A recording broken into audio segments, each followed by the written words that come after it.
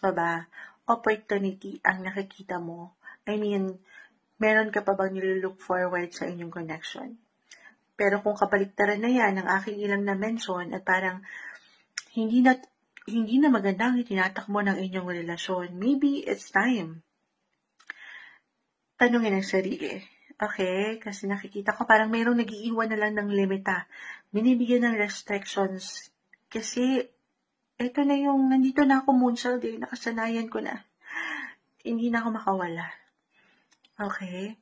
Meron kang power, merong opportunity sa'yo, hindi ka mawawalan. Hindi mawawalan. Kumbaga, work on yourself first.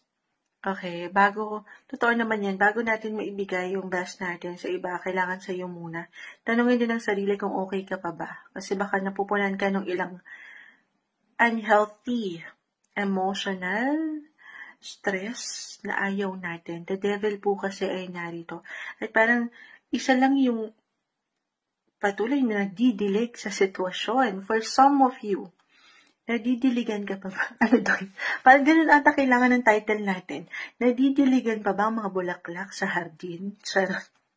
May hugot, no? Alam ko pang SPG, umaga-umaga po tayo, pero healthy. More on self-care tayo. Paangatin mo yung healthy version 2.0